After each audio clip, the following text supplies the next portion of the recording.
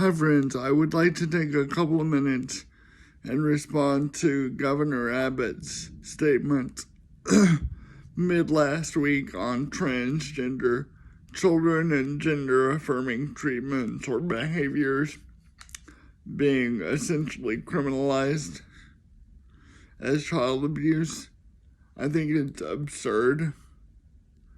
The vast majority of parents who are dealing with transgender youth and children and having these conversations and taking these steps for their children are doing what is right to keep their children safe and healthy and in the identity that they choose and the identity that is truly who they are. And I think to criminalize this behavior is absurd. And not only absurd, it cuts your nose off to spite your face. There is no way to make this a governable policy that makes sense and doesn't descend into some sort of partisan vigilantism. We can have debates about what age is appropriate to begin gender-affirming treatments or express gender-affirming behaviors if you're a parent towards a child. That's a debate we can have. Research is beginning to show us that if these things are done younger and with proper supervision and counsel on all ends, it really does spare the child or the person with the identity situation a ton of mental and emotional scarring the earlier we do it.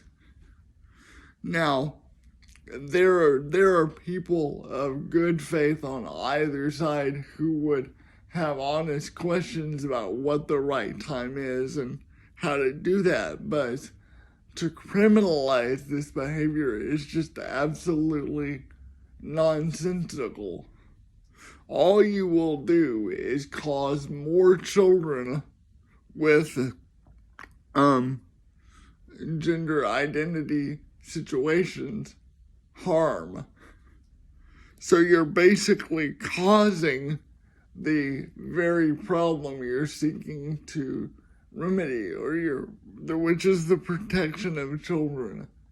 You're causing a group for whom suicide is already at an alarming rate to clam up and not talk about the deeply complex emotions that come with gender identity and gender fluidity and figuring out who one really is.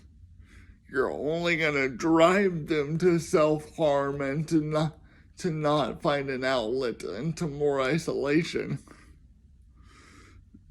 And to cause churches and teachers and authority figures to have to report parents is absurd. You're not allowing these institutions that should be pillars of our community to perform their function and to let these children express themselves and find out who they are in God in the case of church, or who they are in society in the case of schools and other institutions. So I call on Christians to not report, to stand with those with gender identity situations and their parents. Even if you don't agree with the issue at hand, I think we can agree with the fact that keeping kids from committing suicide and loving children is absolutely 100% in the center of the bullseye, what we are called to do as Christians. And if Governor Abbott is a Christian and a member of a disability group, a member of an already marginalized group, he will reverse himself, because this will cause more kids to commit suicide. It just will. The facts are there. It's not a hypothetical. This is true. This is going to harm children, not help children. Don't engage in this. Please let love continue.